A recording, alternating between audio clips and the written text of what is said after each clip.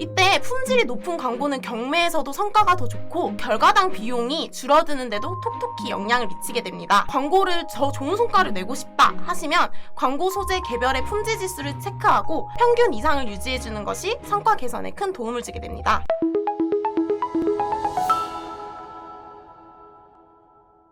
안녕하세요. AMPN 글로벌 김유영입니다. 오늘은 지난 강의에 이어서 실질적인 광고 세팅에 대한 얘기를 나눠볼까 하는데요. 교육 자료를 만들었는데 글꼴에 문제가 조금 있어서 그 부분만 조금 양해해 주시기 바랍니다. 저 실질적인 광고 소재 세팅을 위한 컨텐츠 팁과 또 iOS 14 업데이트에 대한 필수 사항을 간략히 설명해 드리도록 하겠습니다. 먼저 요즘 흔히 말하는 컨텐츠란 인터넷 등의 통신망을 통해서 제공되는 각종 디지털 정보를 뜻하는데요. 여러분들이 많이 보시는 소프트웨어, 영화, 음악, 게임, 오디오 이런 것들 모든 것들이 콘텐츠라고 생각하시면 됩니다. 그렇다면 SNS에서 보이는 광고들도 모두 콘텐츠로 구성된 것들인데요. 그 예로 동영상, 텍스트, 오디오가 합쳐져서 하나의 광고 소재가 되고 그 중에서도 동영상 콘텐츠가 가장 많은 효율을 보인다고 합니다. 여러분들이 주로 보시는 소재들은 사진, 이미지, 그리고 텍스트로 구성된 소재들이 많을 텐데요. 이 모든 영역이 페이스북에서 콘텐츠로 집행이 가능하기 때문에 광고주들이랑 소통하실 때도 동영상을 위주로 만들되 만약에 동영상이 제작이 되지 않는다 할 때는 이미지 소재에 간략한 텍스트들을 기재하셔서 소재 집행을 해주시는 것이 좋습니다. 그렇다면 앞서 들어가기 전에 최근 이슈가 된 콘텐츠 하나를 소개해드릴까 합니다. 인스타그래머라면 한 번쯤 최근에 봤을 법한 광고인데요. 최근 인스타 스토리에서 안녕하세요 라고 시작해서 스토리를 캡처해서 태그를 달고 공유해달라는 게시물들이 유행처럼 번졌습니다. 이 스토리는 가구 브랜드인 라인하프가 선보인 스토리 광고형 이벤트인데요. 라인하프는 지난 27일 오전 11시 44분에 해당 이벤트를 띄우고 인스타그램 운영 방침상 24시간 스토리가 노출된다는 점을 이용해서 이 스토리를 나를 태그해서 공유를 해달라라는 그런 게시물로 올리게 되었습니다. 근데 이 광고는 24시간 내에 무려 14만 회가 조회수를 넘었고 공유도 그 이상 넘었다고 합니다. 이 중 연예인들까지 참여해서 더 큰 공유 이벤트로 효과를 얻게 되었습니다. 좀 전에 보신 라인하프 이벤트 기획은 사회 실험에서 착안되었다고 하는데요. 이는 소셜미디어 내 팔로워 간의 친밀도를 테스트하는 용도로 유행처럼 떠도는 게시물들을 말합니다. 이처럼 브랜드 홍보차 시작된 게시물이 이제는 밈이 된 것이죠. 그렇다면 우리는 마케팅 효과를 극대화할 수 있는 콘텐츠에 초점을 맞춰야 할 텐데요. 앞서 보신 라인업의 게시물처럼 좋은 콘텐츠가 되기 위해서는 그리고 SNS 광고에서는 콘텐츠를 멀리 도달시키기 위해서 광고 페이지와 광고 소재의 품질을 매우 중요하게 생각합니다. 먼저 기본적으로 SNS 콘텐츠 기본인 텍스트 오버레이에 대해서 설명드리고자 합니다. 라인업의 경우에는 좀 특이 케이스로 매우 긴 텍스트가 자연적으로 사람들을 통해 공유된 콘텐츠지만 SNS 스폰서 유료 광고의 경우에는 실제로 집행할 때 많은 텍스트 쓰는 것을 지향하진 않는데요. 기본적으로 페이스북에서 규정한 가이드 내에서 광고를 제작해야만 광고 집행을 위한 검수에서도 좋은 품질로 승인을 받을 수 있고 그것이 도달량에도 많은 영향을 미치기 때문입니다. 그렇다면 텍스트 오버레이란 무엇일까요?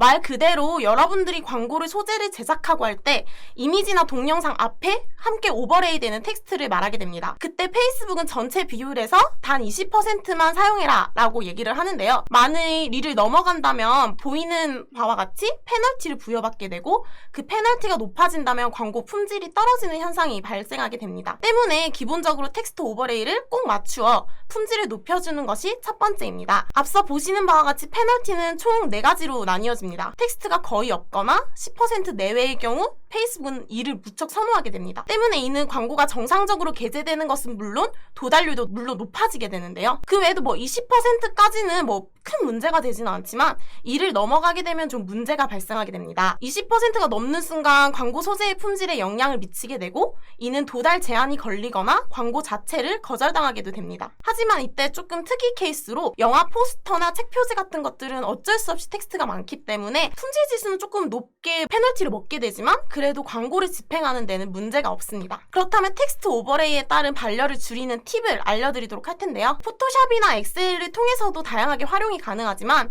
가장 좀 기초적이고 여러분들이 많이 사용하는 파워포인트를 이용해서 설명을 드릴게요. 먼저 파워포인트에서 가로, 세로 5간의 표를 만들고 생성된 표를 더블 클릭하거나 표 디자인을 통해서 투명도를 설정하시면 됩니다. 그리고 원하는 광고 이미지나 동영상을 그 위에 올리고 그리고 그 사이즈에 맞춰서 5칸이 넘지 않는다면 20% 안으로 측정이 되어서 정상 운영이 가능합니다. 이때 5칸을 넘게 되면 텍스트 오버레이의 20% 초과로 페널티가 부여되므로 이는 뭐 페이스북뿐만 아니라 네이버나 다양한 텍스트 오버레이 적용 시에 응용해보면 좋을 것 같습니다. 그렇다면 이러한 텍스트 오버레이 외에도 도달이 가장 높은 콘텐츠 유형은 지금 보고 계시는 화면처럼 영상 소재가 가장 도달과 반응률이 높고 그 뒤로는 게시물에 글이 추가된 소재라거나 아니면 링크가 달려서 행동을 유도할 수 있는 순서대로 표시를 할 수 있습니다. 때문에 뭐 광고 소재는 기본적으로 영상 소재를 시작으로 텍스트와 링크가 함께 기재되어야 좋은 품질로 좋은 도달률을 이끌어낼 수 있습니다. 다음은 페이지 품질입니다. 페이지 품질이란 페이지의 부합성과 위반 정도를 진단하게 되는데요. 이는 페이지 내 더보기 영역에 페이지 품질에서 쉽게 확인이 가능합니다. 페이지 품질이 저하되면 광고 계정에도 영향을 미치고 광고 계정이나 비즈니스 비활성화 문제에도 영향을 미치기 때문에 이를 주기적으로 체크해 주시는 것들을 권장드립니다. 페이지 품질에서는 최근 커뮤니티 규정 위반부터 시작해서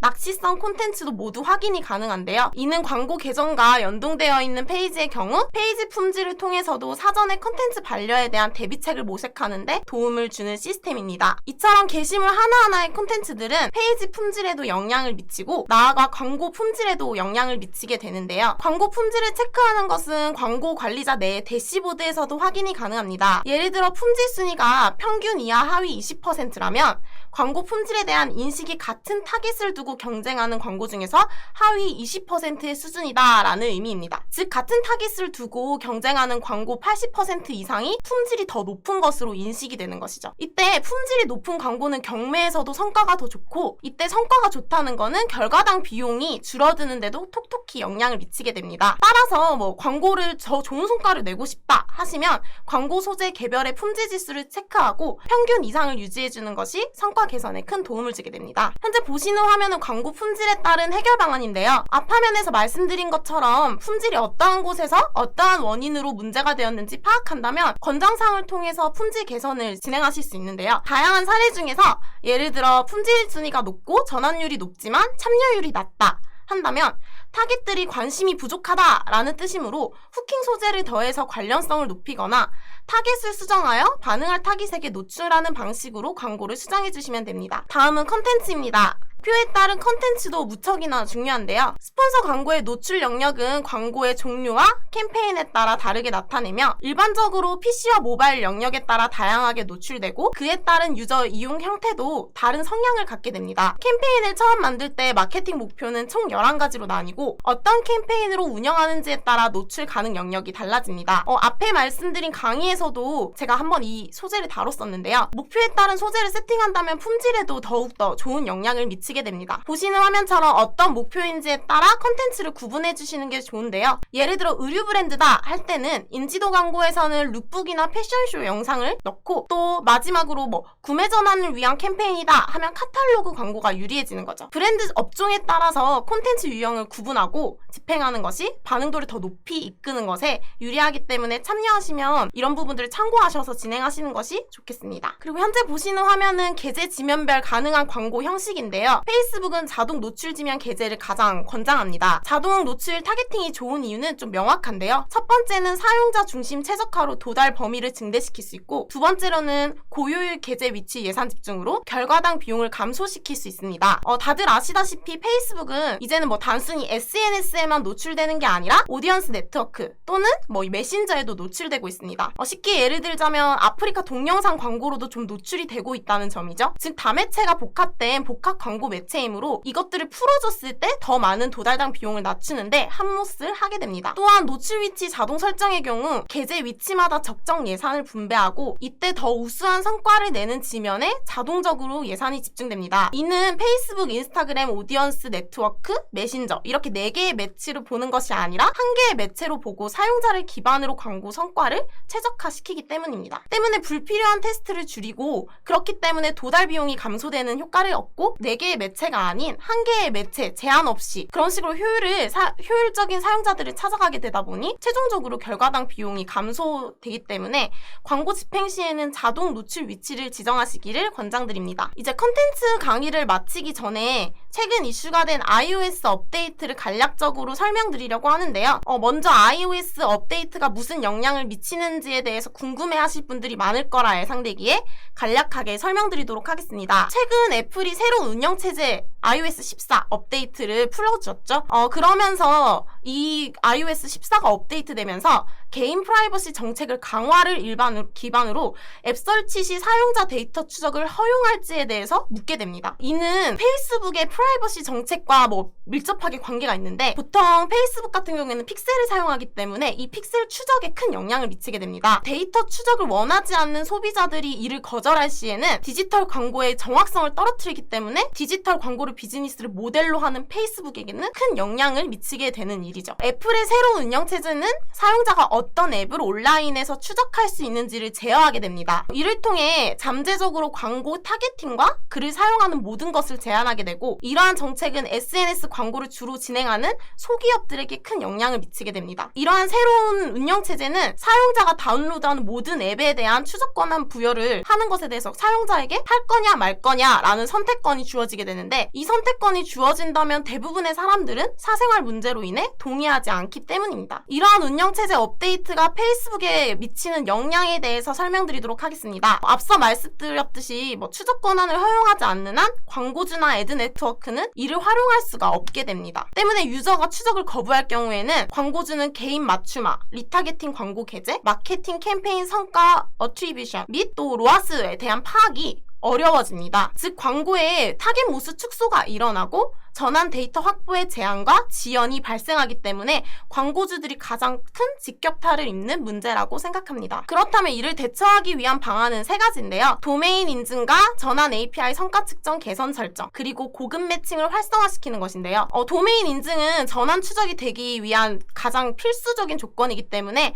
아래 두 가지 사항은 선택사항이므로 오늘은 도메인 인증 방법에 대해서만 얘기해보도록 하겠습니다. 도메인 인증 없이는 앞으로 모든 광고에 제한이 걸리기 때문에 심지어 광고가 중단되는 현상도 발생하고 있기 때문입니다. 그러면 지금 제가 앞으로 설명드릴 것들을 제가 보여드리도록 하겠습니다. 먼저 비즈니스 관리자 설정에 접속해서 브랜드 가치 보호 카테고리 안속 도메인 인증으로 들어갑니다. 여기서 추가를 클릭한 다음에 광고를 집행하고자 하는, 즉 픽셀이 설치된 사이트의 도메인을 기재합니다. 이때 http는 지우고 순수한 도메인만 입력해 주시면 됩니다. 그리고 다음으로는 도메인을 선택했다면 안내된 DNS TXT 레코드 순서대로 진행을 하면 되는데요. 여기에 대한 TXT 추가는 호스팅사나 독립몰 개발단에서 진행을 하기 때문에 이 뒤에 제가 카페24 대표 호스팅인 카페24를 통해서 적용 방법을 설명드리도록 하겠습니다. 먼저 쇼핑몰 관리자 센터가 아닌 카페24 호스팅 센터에 나의 서비스 관리로 들어가 줍니다. 그리고 좌측에 있는 메뉴 중에 도메인 관리, DNS 관리 안으로 들어가시면 아래에 해당 도메인이 클릭할 수가 있는데요. 그 해당 도메인을 클릭하시고 TXT 관리로 들어가 줍니다. 그리고 선택된 도메인에 수정을 클릭하신 뒤 앞서 봅사한 값을 입력하시면 되는데요. 그때 만약에 입력을 했을 때 정상적으로 기재가 되고 TXT가 설정되었다면 다시 앞에 있는 페이스북 비즈니스 관리자 속 도메인으로 들어와 인증 버튼을 눌러주시면 도메인 인증이 모두 완료됩니다. 생각보다 도메인 인증 방식은 매우 간단한데요. 여러분들이 직접 해보실 때 좀 어려우신 부분들이 독립몰이 가장 어려울 것이라고 예상되고, 메이크샵이나 아이맥 같은 호스팅사는 기본적으로 iOS 14의 업데이트에 이제 대처해서 이런 부분들을 페이스북에서도 함께 이제 처리하기 위해서 간략한 설명안들이 많습니다. 때문에 어려우신 분들은 따로 저한테 문의를 주시면 될 것 같고, 이 외에도 아까 제가 선택사항 두 가지를 말씀드렸죠. 그 부분도 함께 진행을 해주시면 픽셀에도 더욱더 추적에도 겹치는 중복 충돌이나 이런 것들이 없기 때문에 꼭 도메인 인증과 앞서 말씀드린 전환 추적 설정이라던가 고급 매칭은 진행을 해주시는 것이 좋을 것 같습니다. 오늘의 강의는 여기까지 마치고 다음 강의에서는 앞에 말씀드린 선택사항 두 가지를 제가 다루도록 하겠습니다. 감사합니다.